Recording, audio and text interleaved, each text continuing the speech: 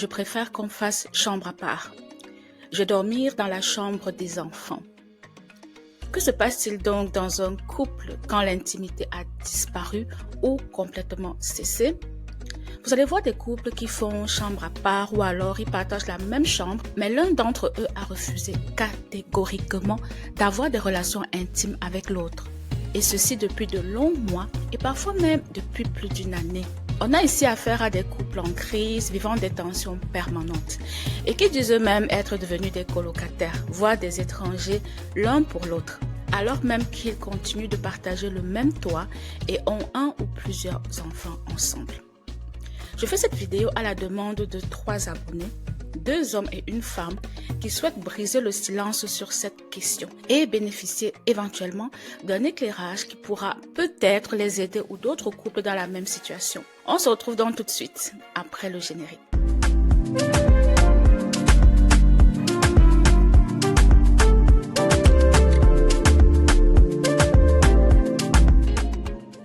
Bonjour à tous et bienvenue sur Mental Science, la chaîne YouTube qui vous parle de santé mentale et d'éducation culturelle. Quand des couples consultent en thérapie, l'un des indicateurs de la satisfaction conjugale consiste à évaluer le degré d'intimité partagé dans le couple. Quelle est la qualité de leur interaction sur le plan affectif? On pourrait même parfois observer des couples qui font chambre à part depuis des mois ou qui ne partagent plus aucune intimité depuis 2 ou 3 ans. Une situation qui peut parfois convenir à l'un et pas à l'autre. Et c'est d'ailleurs l'une des raisons pour lesquelles le couple ou l'un des membres vient en consultation. On peut donc se demander ce qui se passe dans une relation qui fonctionnait bien auparavant et qui se retrouve maintenant dans une impasse. La communication est également difficile dans ces couples-là.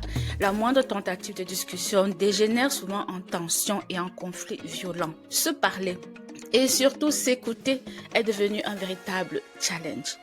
Les enfants et les dettes ou les dépenses partagées sont parfois les seuls liens qui existent encore dans ce type de relation. Les époux sont malheureux, mais ils restent ensemble parce que ça coûte moins cher et que c'est plus facile et confortable au niveau de la gestion quotidienne des enfants. Un membre du couple peut donc refuser l'intimité et maintenir une relation froide permanente pour diverses raisons. Je vais en citer quelques-unes. Première raison, la lâcheté. Oui. L'un des conjoints souhaite la séparation ou le divorce, mais il n'ose pas assumer cette décision. La personne préfère donc initier et favoriser un climat négatif, malsain et même parfois toxique pour tous les membres de la famille.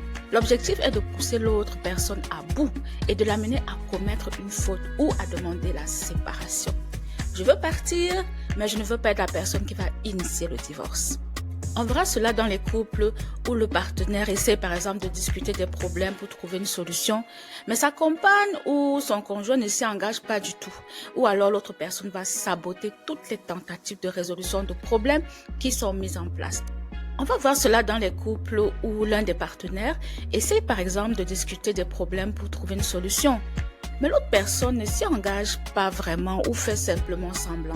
Parfois même cette personne-là va saboter toutes les tentatives de résolution de problèmes qui ont été mises en place. Elle va tout faire pour que ça ne marche pas.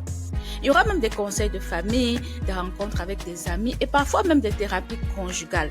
Mais rien de tout cela ne va fonctionner. Et au final, la situation va perdurer et elle va épuiser toutes les personnes impliquées dans la famille.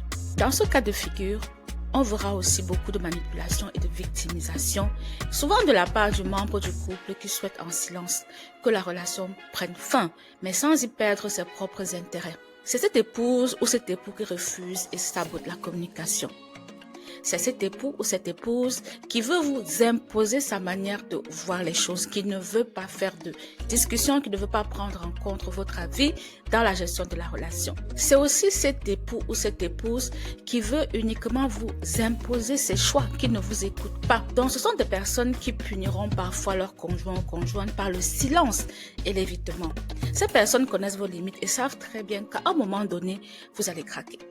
Deuxième raison qui peut expliquer la distance émotionnelle et physique dans le couple, les conflits non résolus. Les disputes persistantes et non résolues peuvent créer une distance émotionnelle entre les partenaires. Lorsque ces problèmes ne sont pas abordés ou alors lorsqu'ils sont mal résolus, ils peuvent susciter du ressentiment et éroder l'intimité émotionnelle et physique.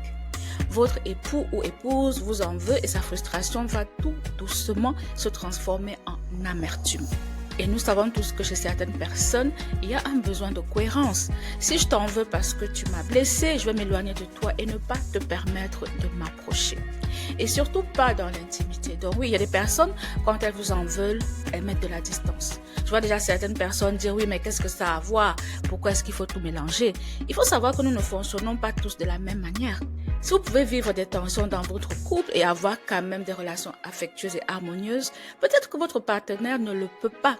Et ce sont des limites qu'il est important de comprendre et de respecter. Pour certaines personnes, quand le cœur n'y est pas, le corps n'y est pas non plus. Elles sont donc incapables de démontrer de l'affection. Troisième raison qui explique l'absence d'intimité dans le couple, la violence ou les blessures émotionnelles. Oui. Une personne blessée et fréquemment abusée peut progressivement ressentir du dégoût ou de l'indifférence pour son partenaire ou sa partenaire. Elle peut même finir par cesser de l'aimer et se réfugier dans la distance. L'optique ici est de se protéger. Vous avez par exemple le cas de la violence conjugale. Un homme qui violente constamment son épouse au point où le couple arrive à un point de rupture où seule la cohabitation reste possible. Donc parfois ils vont faire chambre à part et devenir des simples colocataires. Il n'y a plus de désir, il n'y a plus de relation intime, il n'y a plus d'affection. Parce que cette autre personne-là, elle nous révolte, on ne l'aime plus, elle nous a maltraités, elle a abusé de nous. Je tiens à noter que je ne parle pas que de la violence physique. Il y a aussi la violence verbale, psychologique, économique et même sexuelle. Donc tout ce qui est mis en œuvre pour humilier et dévaloriser la personne afin de mieux la contrôler. Quatrième raison, la déconnexion émotionnelle. Au fil du temps, les couples peuvent parfois s'éloigner sur le plan émotionnel à raison d'un manque de communication, un manque d'expérience partagée ou un manque d'empathie. On aura des personnes qui font jamais rien ensemble. Il y aura donc une déconnexion émotionnelle qui va entraîner une baisse de rapprochement, une baisse d'affection. Parce que les partenaires ne se sentent plus compris sur le plan émotionnel. Ils ont l'impression qu'ils sont incompatibles. C'est un peu comme si tu vis avec un étranger ou une étrangère et que vous ne partagez pas de lien affectif. La relation peut ainsi se détériorer au point où les membres du couple sont devenus juste comme des amis, c'est-à-dire qu'il n'y a pas d'affection, on ne peut pas se confier l'un à l'autre, on ne partage plus rien ensemble. Ils ne se comprennent pas, ils ne peuvent pas se confier l'un à l'autre. Il y a comme une barrière infranchissable qui a fini par s'installer avec le temps. Donc émotionnellement, le couple n'arrive pas à connecter, n'arrive pas à se comprendre, n'arrive pas à communiquer. Cinquième raison, la honte. Pour de nombreuses personnes, elles éprouvent parfois un sentiment de honte qui les empêche de communiquer par rapport à leur intimité. Le sujet les met tellement mal à l'aise qu'ils préfèrent oublier, s'endormir, faire un déni. Pourquoi? Parce qu'on a des personnes qui vont tomber malades, qui vont peut-être prendre du poids avec l'âge et elles vont avoir un sentiment de rejet vis-à-vis d'elles-mêmes, c'est-à-dire qu'elles vont vouloir cesser tout contact. Cette peur de ne pas être à la hauteur peut augmenter avec l'âge et les changements corporels. Ce sentiment de honte pourra donc ainsi s'accentuer. Les personnes concernées craignent parfois de ne plus être désirables ou que leur partenaire soit déçu par leurs limitations physiques et leur corps vieillissant. La honte peut également être liée à la maladie, oui, parce qu'il existe des maladies graves ou chroniques qui sont lourdes à gérer au quotidien. En plus des changements physiques, ils peuvent également provoquer un changement sur le plan de la libido et de l'humeur, ce qui pourrait ainsi impacter la relation conjugale ainsi que l'intimité dans le couple. Sixième raison, les rancœurs, oui. Dans tous les couples, on peut avoir des problèmes ou des zones de conflit. Et si ces problèmes n'ont pas été discutés, si on n'a pas trouvé des solutions, parfois la douleur n'est jamais résolue et cela peut créer des rancœurs à plus long terme. Il peut s'agir d'une situation survenue récemment ou il y a plus de 5 ou 10 ans. Mais si le problème n'est toujours pas résolu, vous allez voir que chez certaines personnes, la douleur reste fraîche, réelle et vivante. Le couple peut toujours très bien s'entendre, apprécier d'être marié et fonctionner au quotidien. Mais leur connexion intime va commencer à se fissurer si l'un des deux développe de l'amertume et estime que l'autre personne doit être punie pour ce qu'il ou elle a fait. Cela va ainsi se répercuter sur son comportement, à savoir le fait de refuser d'avoir de l'affectivité pour cette personne-là, refuser d'avoir des relations intimes avec cette personne. On retrouve souvent ce schéma comportemental chez des partenaires qui refusent de pardonner. C'est-à-dire que vous avez discuté de cette problématique plusieurs fois, ils ou elles ont compris, mais ils n'arrivent pas à pardonner, ils n'arrivent pas à passer au-dessus. Septième raison, l'infidélité et la perte de confiance. La confiance est un précurseur essentiel de l'intimité. Si un partenaire perd le sentiment qu'il fait confiance à son partenaire, il ne se sentira peut-être pas à même de se rapprocher de lui sur le plan de l'intimité. Se sentir blessé et trahi peut progressivement amener votre partenaire à se détacher de vous et à ne plus vous aimer même parfois. Ce qui pourra avoir comme conséquence un éloignement physique et émotionnel et même parfois du rejet. Votre conjoint ou conjointe pourra ainsi avoir du mal à vivre avec le fait que vous ayez partagé ce moment avec quelqu'un d'autre, d'où la colère, la peine et la prise de distance. Huitième raison. La fatigue ou le laisser-aller. Oui, avec la venue des enfants dans certains couples, on a la charge du travail, les impératifs de la vie quotidienne et les personnes qui ne voient pas le temps passer et ne consacrent plus du tout de temps à leur relation de couple, à leur relation conjugale. Ces personnes sont trop stressées et épuisées par la vie quotidienne. Elles ont mis en place des routines de survie qui excluent des moments de partage et d'intimité. Il faut aussi comprendre que dans pas mal de couples, il y a une charge mentale pour la mère. C'est-à-dire qu'il y a des femmes qui vivent avec des hommes qui ne les aident pas beaucoup à la maison. Donc, elles travaillent à l'extérieur et quand elles rentrent, il y a les enfants, il y a le souper, il y a les devoirs, il y a tout ce qu'elles doivent encore faire. Elles terminent parfois très tard et elles sont fatiguées. Donc, une mère ou une femme qui est épuisée, oui, elle ne va pas mettre ça dans ses priorités. Donc, si le conjoint constate justement qu'il y a moins de disponibilité, la question qui peut se poser, c'est est-ce que moi j'aide à la maison?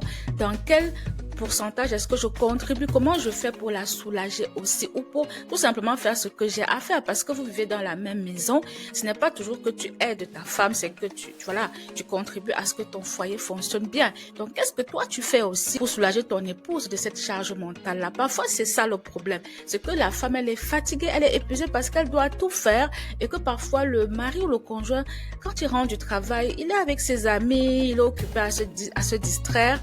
Donc, il ne participe pas beaucoup, il ne l'aide pas vraiment. Donc, voilà parfois ce qui arrive dans certains couples que j'ai pu observer. Il y a un épuisement, il y a une fatigue et finalement, la femme finit par mettre ça de côté parce qu'elle n'a pas d'énergie, elle n'a même pas envie.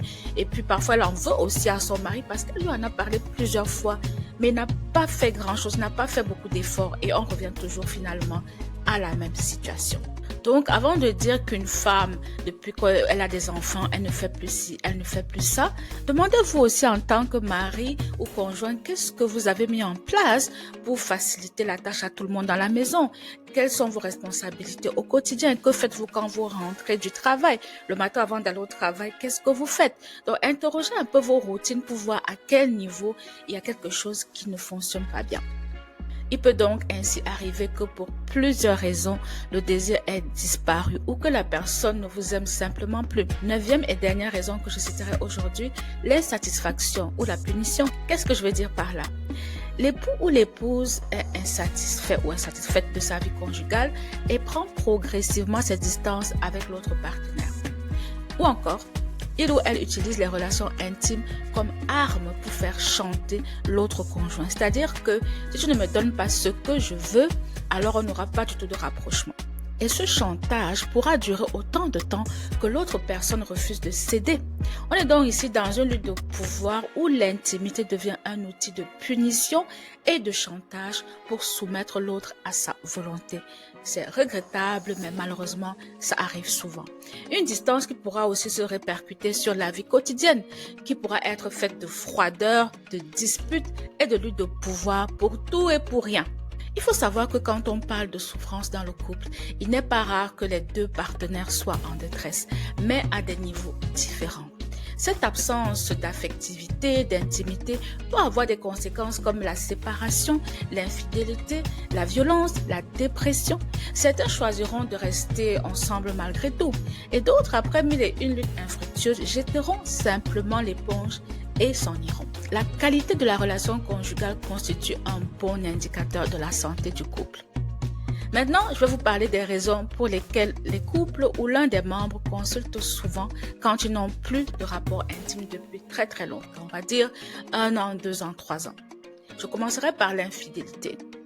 Nous avons donc l'infidélité et ses conséquences sur le comportement de l'autre conjoint qui va se retirer de la relation même si le couple continue de vivre ensemble.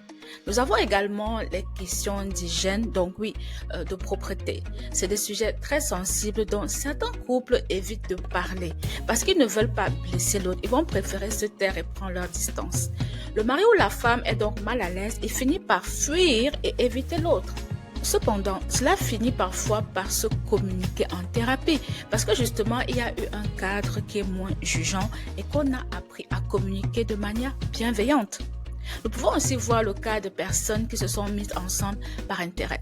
Donc, il n'y a pas d'attirance, il n'y a pas de sentiments partagés, il n'y a pas vraiment de compatibilité. Et à la longue, ça peut devenir pénible, d'où l'éloignement et la distance physique.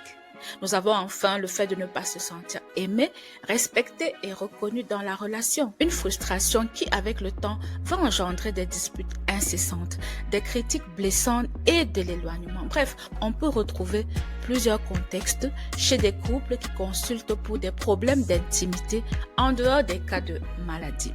Quelles sont donc les recommandations que je pourrais donner pour des couples qui se trouvent dans cette situation? La première chose est de savoir que votre situation est unique dans son histoire et dans sa dynamique. Et donc, une analyse rigoureuse des causes constitue la première étape. Sinon, vous allez vous lancer dans des solutions à tout va qui ne correspondent pas à votre situation et à vos besoins et elles seront inefficaces. Par exemple, pour un problème d'hygiène dans le couple, on ne va pas faire la même recommandation que pour une distance qui est liée à une infidélité. Donc, communiquez avec votre partenaire pour essayer de comprendre les raisons de cette situation. Mais si la communication est difficile ou si elle n'est pas possible, faites-vous aider par des personnes extérieures, que ce soit des membres de la famille en qui vous avez confiance, des proches ou même des professionnels. Si votre partenaire ne veut pas demander conseil, rien ne vous empêche de le faire de votre côté. Le niveau de maturité et d'engagement peut être différent dans le couple. Il peut y avoir une personne qui est prête à aller de l'avant pendant que l'autre n'y est pas encore, ce qui bien sûr rend parfois difficile la résolution conjointe des problèmes. Quoi qu'il en soit, les solutions vont dépendre de la cause. Une fois que vous l'avez identifié, discutez ensemble des solutions possibles avec humilité. Mettez ces solutions en pratique avec le soutien d'une tierce personne si nécessaire. Parce que cette personne pourra parfois vous motiver, vous soutenir et vous engager. Parce que le changement n'est pas évident. Il n'est même pas parfois facile. Avoir quelqu'un qui nous écoute et qui nous accompagne est parfois utile. Discuter avec un professionnel de la santé mentale pourra aussi vous aider à y voir plus clair et à prendre des décisions appropriées. Se sentir rejeté par son partenaire ou sa partenaire peut être très difficile à vivre. Ne laissez pas la situation s'empirer en souffrant en silence. Mettez le pied dans le plat s'il le faut pour stimuler un changement qui pourra être salvateur pour vous deux. Même si certaines décisions sont parfois difficiles, elles n'en demeurent pas inappropriées pour autant. Donc voilà, dites-moi ce que vous pensez de cette absence volontaire d'intimité dans le couple. Posez vos questions et j'y répondrai avec plaisir. En attendant, je vous dis à très bientôt sur Mental Science.